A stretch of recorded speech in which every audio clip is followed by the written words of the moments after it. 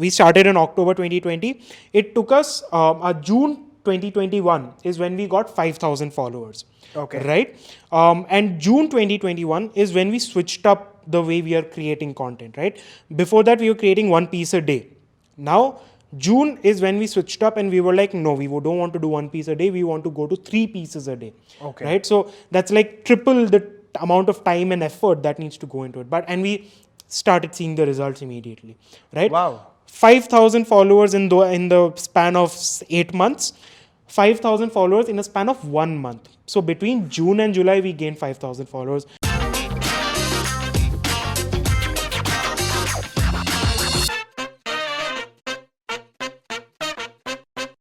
Ladies and gentlemen, welcome to yet another wonderful episode of the Lalith Dhanush Show.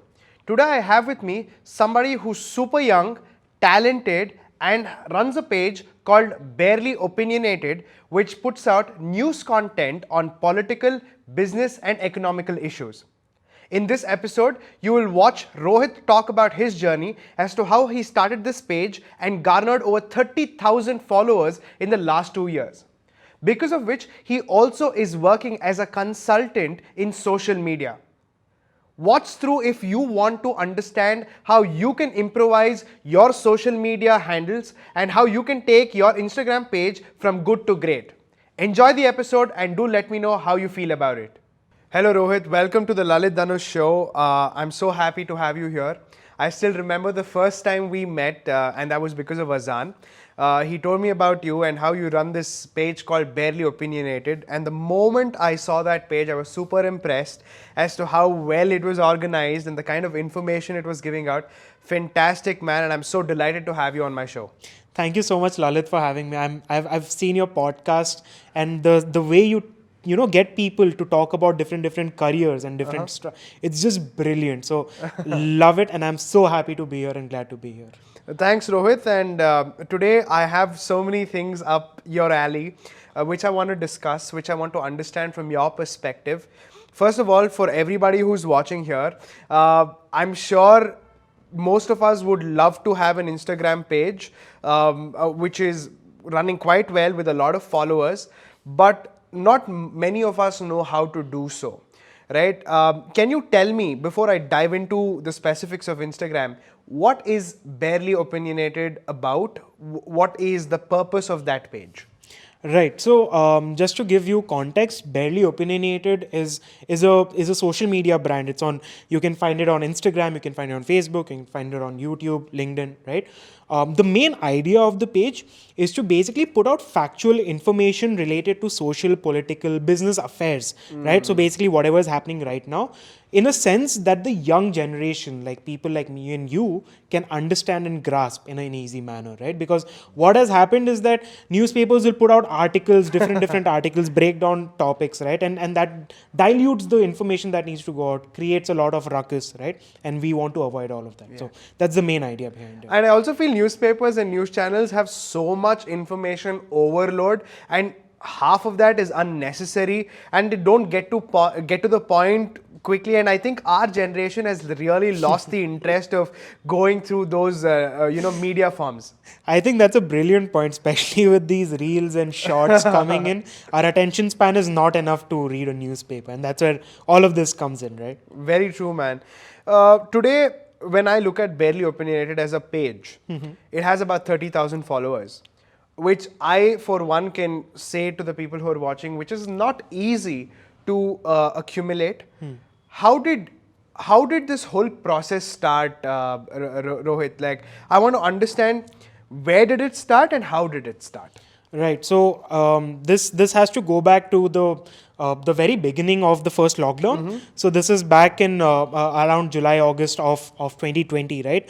There was a lot of noise. There was a lot of people had all the time in the world, right? So they were just sitting, going through social media content, putting out their opinions, right? And on various social issues and political issues. But then I realized that everyone wants to put out their opinion, but nobody is really reading the actual facts and putting out those opinions. They're putting out opinions based on their perspective, right? And obviously that will happen, but at least get the point first, right? And then put out your opinion. And that's where the idea of Barely Opinionated stemmed. So then me and my friend Ryan, both of us kickstarted Barely Opinionated back in around October of 2020, right? And we were also in the learning phase of this content. Like the initial idea wasn't just to create content, right? It was to create content so that we can get people and have discussions about different things, right? But since then there has been a lot of evolution which we will of course talk about later. But yes, that's where it all started. Brilliant. And what are some of the difficulties or challenges that you faced while starting it out? Because I hate to say it, but we as human beings, we try to find logic in everything, right? Now, the moment you start posting, you're like, hey, how many likes did that get? We start quantifying our results. I'm sure you would have gone through such challenges. What were some of your own? Like, I mean, were they the same? Brilliant question. And it's not something that I used to go through, that I'm still going through, and I'm still in the process of grasping that concept, right? I still live my life with the numbers that I need these many likes, I need these many followers, right? And this is a challenge a content creator, a person posting on any social media platform will go through and needs to go through to basically learn and grow from that phase, right? So initial challenges, if you have to talk about, is that we were still trying to figure out the way content needs to be created. The main crux, right, if we are relying on a social media platform, the main thing is that we are ruled by the algorithm of the platform itself, right? So we were creating one piece a day, but we were taking weekends off, right? We were just trying to understand, right? But then slowly as we started growing, to give you context, we started in October 2020. It took us June 2021 is when we got 5,000 followers. Okay. Right? And June 2021 is when we switched up the way we are creating content, right? Before that, we were creating one piece a day. Now, June is when we switched up and we were like, no, we don't want to do one piece a day. We want to go to 3 pieces a day.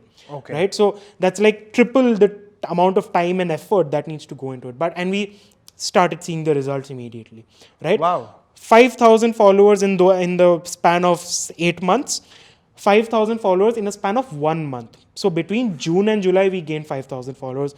So and that growth has been exponentially growing, right? And that's it's just about figuring out and understanding what works, what doesn't work. It's not the same for everyone. It's not the same for all sorts of content. But yeah. Yeah, I think that's a very nice answer, because I hate to say it, most of us come from this entitled generation of saying, hey, I just want to do this and it should work, right? You must be willing to fail, experiment, and then grow. And especially when you're battling something that's much faster than you, that's the algorithm and Exactly. the entire team of Instagram, you must figure your way out. And there is no guaranteed success formula, like you said. Now, speaking of which, let's say if I am somebody on Instagram who wants to run my own page, who wants to run my own brand, what are, like, let's say the top 3 tips you'd give me as a beginner? All right, perfect question. So first thing that I want to tell you is that only create content that is relatable to you, right? Don't create something that you just want to do because everyone else is doing it. You need to create content that you are on, topics that you are passionate about, on things that you want to learn yourself, right? So it's a process of learning, teaching, and growing. All right. If you do it for some other content, you won't do that. That's my first tip. Second tip is that recognize the sort of audience that you want to attract. Right? If you are, say for example, if you are creating content, Lalith, you create content related to career, right? Now a 40-50-year-old wouldn't want to watch you talk about careers, right? Rather a school student, a college student would want to focus on that. So understand the audience and shape the content in that form itself, right? Now if you're targeting, say, a college student or a school student, they want to see some fast moving content, they want to see some good looking content, they wouldn't want, like I said, no, they don't want to read newspapers, right? And your content also shouldn't be as boring as a newspaper, right? So understand the audience. And third tip is consistency. That's with every single platform. I think that's a tip that everyone talks about, but really understand the consistency part of it, the timing of posting, the number of posts that you're putting out, the days you're posting it on, every single thing. matters a lot, right? So these are 3 tips that I would like to give. True. And I believe with the last tip, consistency is required in every aspect of life. Exactly. Right? It's not just content, like it's like hitting the gym, and then you have to be so consistent for a year that then you'll see the results. Like in a day's time, you won't be able to see your short-term result, but if you compound it for a year, you see the bigger picture, and that's the whole game, right? Perfectly put it. Dev. Perfectly summed it up. Now, Rohit, I want to understand. Well, you started a page. By the way you said it, it worked out quite well in a short period of time. But I always believe there's nothing called as a short-term win. Everything has a long-term win, and I believe there's always a backstory to this. So I want to understand, Rohit, when was it that it clicked, saying this is the area of work that I want to do? And when was it that you realized that your skill set is associated to what you're doing? That's a great question. The thing here is to understand is that the path that I am on right now is not exactly the path that I had imagined myself when I actually started Barely Opinionated. Right now, Barely Opinionated initially when I started, if you had to ask me at that point, was supposed to be a singular project which I wanted to focus on to sort of not just create content, but also look at other things like having discussions with people, with like-minded people or people that have different perspectives, right? That's where it all started. And of course, pandemic has to thank all of it. I have to thank pandemic for all of it, because that is when I realized that, okay, what I'm doing currently is not what I want to do exactly. I want to move on to different things. That is when one mistake that I made at that point was that I left my job and I immediately jumped into this, right? What I would, based on my issue here, what I would recommend is that first figure out, slowly understand where you want to go, especially in a content journey. Start, and then once you have things sorted is when you leave your job and you continue. So you said that things seem to be working out, but it's not really working out. It's still in the process of being able to work out, right? So yeah, I think that's where I would like to put it. Yeah, fantastic, Rohit. And I think I really like your authentic answer, because people on the outside, especially if you're on social media, look at it and say, hey, dude, this guy's got 30,000 followers. He's sorted, yeah. Exactly. But the real game is like, hey, from 30,000, am I giving the right value to my audience? Exactly. Right? Am I giving them what they like? Can I make my audience from 30,000 to 3 lakhs, from 3 lakhs to 3 million? That growth phase, I'm sure, will be running in your head. Now, speaking of this, now you look quite pumped and determined to go get your goals out there. Were you always like that back when you were a teenager and a school kid? So I have a very interesting story, right? So as a school kid, I was a very shy and introverted kid. In school, I didn't do anything. I would say a below average student as well. Didn't score that well. I was just living, and I was just trying to get through school, right? But then, and if you see me right now, I am fat, right?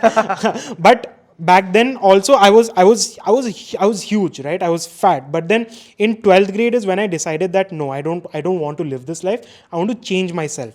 I got on a journey of getting fit and eating right, and 12th grade was where my whole life turned around, where I decided that no, I cannot live my life like this. I want to do something with my life. I went to the gym. That was my first step towards getting something done. And I lost a lot of weight. I had a huge transformation where I went from a huge chubby kid to having like 6-pack abs. That is the sort of the determination of being fit, right? I got to that. And once I stepped into college, right after 12th grade, is when I started doing anything and everything possible. That opportunity that came to me, I started taking everything and I started doing anything and everything possible. What was the result of that? So as a result, the confidence that you see in me right now is what I have to credit everything to that, right?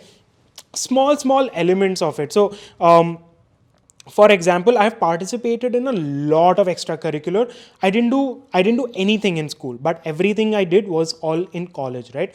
And that extracurricular has given me such good teamwork skills, such good leadership skills. and such good confidence abilities, right, to be able to present myself to people like you and other people around me, right. That is where I credit all of my extracurricular that I have done. Nice, man. And I think the good part about experimenting is you understand what works and what doesn't work for you. And it's simple, right? It's a process of elimination. Once you figure out what's not working for you, just remove it, put it to the side. You have nothing to lose. There's no big consequence that's coming your way. Correct. As long as you're getting your whole shit through. But on the good part of it, whatever sticks is what you can pursue and develop a career, a brand, or your possible confidence on. Exactly, and sometimes I feel like these extracurricular or how the way my college has shaped me, right. I'm from Christ University, for everyone that's watching from Christ. I am from Christ University, right, and that college has given me a lot to learn from. In college, I didn't really appreciate it, but as I've come out of college, I realized that people around me, right, people from other colleges, people who have done different things, right, I realized how much more I have been able to develop myself with the things that I've been able to do, or the way I've grown in college. So people around you, the way people shape you, the things that you do shapes you a lot, and it matters a lot. Very true. And like the good old saying, like Steve Jobs says, you can only connect the dots looking backward. But while you're in that process, you will not realize the gravity of what you're actually doing. And I definitely, agree to every word that you say, because my story is the same. Like average kid who did not know what he wanted in his life. Friends just said, hey, just figure it out. But today, everything that I did in my degree was simply because I was willing to throw myself into that fire and say, hey, what do I have to lose? I'm a loser anyway, right?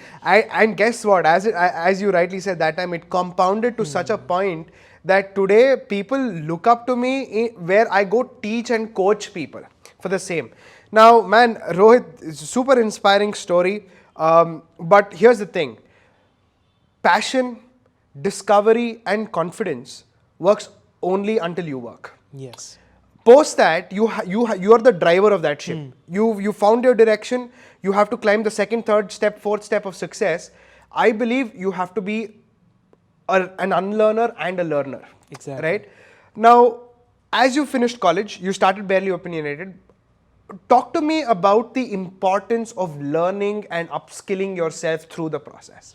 Amazing. So, just to give you context, I got out of college and then I worked for about a year and a half or two, and that's when I started Barely Opinionated, right? So, even throughout the process of me working somewhere else is where I also learned and figured out that working for someone else is not my thing. I want to do something on my own. I want to build something that I'm passionate about, and that is Barely Opinionated was my catch over there. And all of these things sounds very interesting, and everybody wants to do something on their own. Everybody says that yes, I'll do something on my own, but there is a lot that goes behind it as well. One thing that I want to say is the support that you get from the people that are around you, right? Your family, your friends, right? All of that matters a lot, and the things that you do is where you are learning. So, for example, if I was part of one job, I was able to take up some of those skills that I'm then able to apply at Barely Opinionated. And even the content creation process that I've been on for the past 1.5 years has always been about, okay, I have learned this, but a few months later, okay, they have changed something here, so I have to unlearn here, and then I have to try something else. Right? So it's always about evolving, it's always about learning, and of course about unlearning certain things that you've grown up with. If there are two skills that really pivoted your growth in another trajectory and you feel are very vital, what are those two skills that have really made that difference to you? That's a very, very difficult question. If I had to put forth two skills that really helped me, one would be my skill of being able to just understand the environment and grow around that, right? Second would be my skill of taking any opportunity that comes in, right? These two things have really helped me grow Barely Opinionated and grow myself as a person. Like I said, Barely Opinionated isn't what it initially started off as, and that's because I have been able to evolve as time has evolved, and I've been able to take as many opportunities as have come in. Yeah, I think that skill of adaptability Yeah. is what really changed. And yeah, of course, the second one was being proactive.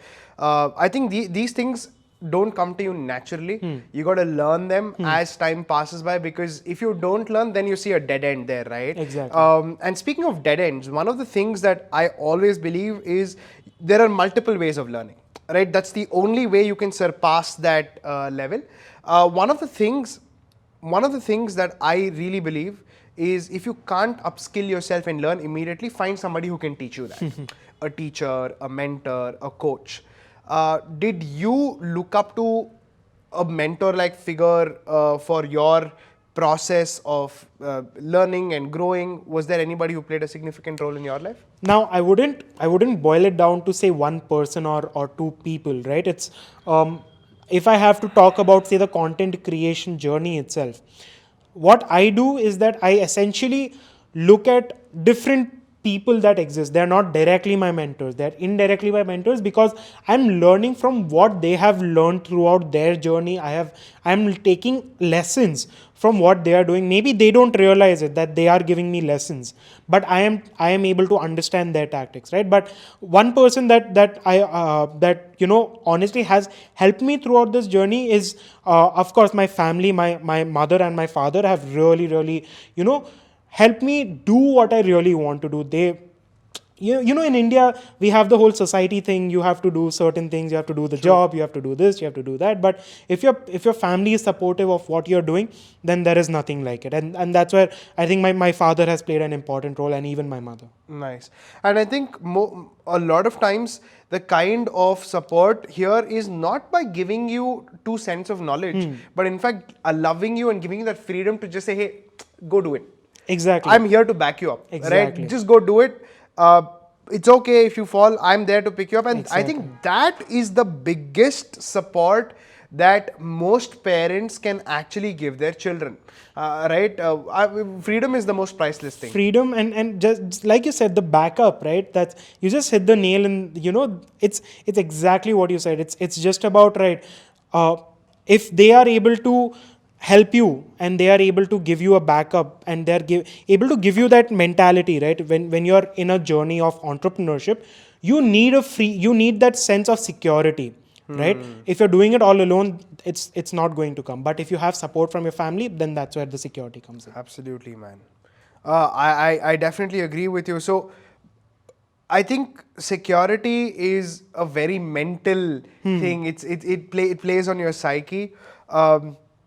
I also believe that the way you think is so important, because you can have great support systems, but if you don't support yourself from the in and out, you can't do it. And I think one of the best ways to do it, especially in your early 20s while you're studying, or if you just graduated, is don't do everything for money, right? Like you pointed out, saying, hey, it's okay if you have that some sort of support at home, or your job is supporting you. Do something, like throw yourself out there and do a few projects. Maybe you're interested in freelancing. Try it out. What do you have to lose? Worst case scenario, you can get back to where you started, right? So I want to understand, what were some of these experimental phases? Was it in your internships, or did you work with a set of clients for free? Did it benefit you? What's the whole thing about that? For the initial part of it, the things that I did in college, the extracurricular, the projects, the fests that I was part of, really helped me learn a lot of skills. In terms of internships, I did a few, but I wouldn't say that I was very into all of those internships, right? But one main thing at this point that has helped me a lot is one team that I'm working with, which is the Hub Bengaluru, right? You had Azan earlier on board for a podcast. He's the founder of the Hub Bengaluru, and that is where it played an important role of me just helping them, or giving them something, right, which then shaped into something bigger, right? So just to give you context, right, I came into the Hub. They have a co-living space where they gave me a space to live. And I helped them basically create some content pieces for their Instagram. And that's when they realized the potential of what I could bring to the table, right? And at this point, I'm helping them in terms of shaping their media strategy, right? And we are as partners working together to grow Barely Opinionated as well. And that was all. It started off as a thing that they were giving me something for free, and I was able to give something to them for free, right? And now it has shaped onto a great business opportunity as well. Yeah, and I think that's where giving becomes such an important thing, right? Now you're giving unconditionally. If you're giving based on a paycheck, then you have conditions that follow with it. But when you actually give unconditionally is when you see the true fruit of who you are and who the other person you're associating with is. And that's where I tell my especially my students and a lot of people who I know who come for career coaching that listen, don't worry about the money now. If you're 35, 30, then you worry about the money. Now, go put yourself out there, do it, grab an opportunity, work, learn, grow, and then money will automatically flow. And today, I'm sure, like you said, it's converted into a business, a venue, and a venture, which now is becoming the foundation of something even bigger. Exactly. Right? And I think that's the way to go, man. The other thing, speaking of giving, one of the most important parts of giving, I believe, is to also give not just to the people who are on a transactional relationship, but also to people who might not be able to give you something back. It could be your audience, it could be in terms of volunteering. Just being a giver, I think, has a very spiritual aura about it, right? So, apart from giving to your audience this wonderful research content that you give, Rohit, was giving always a part of your journey, and have you been a giver? I wouldn't say so. I have people in my life, I have friends in my life that do a lot of social work, social welfare, because they're very, very passionate about it, and I cannot compare to that level, right? But I have done my bit of helping the society and helping people or agencies around me, right? So if I've done this throughout my school life as well. Like we used to, as a group of friends, we used to come together, we used to do toy drive during Christmas, or we used to sell diyas during Diwali, and then give out the proceeds to NGOs, right? And even on my birthdays, I usually try to go to some sort of NGO and give something to them, right? But in that sense, yes, I think if I have to look around me, there are a lot more people that give a lot more than I do. So yeah. Yeah, and I think it's great to surround yourself with a bunch of givers, and then because if there are only givers in the room, the world would be a better place, isn't it? Rohit. Anyways, thank you so much for giving me such valuable pieces of content. I'm sure the people who are watching can definitely get inspired to start their own journey of creating a brand, of creating their presence on Instagram, and really doing it there. I'm really not just doing it there, but killing it out there. I hope this podcast serves its purpose that way and reaches the right side of people. Thank you so much for coming onto my show. It's been a pleasure to have you, and I hope we can definitely work on some big, massive projects with the Hub, and definitely Rohit and Barely Opinionated. Thank you so much. Thank you so much, Lalith, for having me. Really looking forward to everything.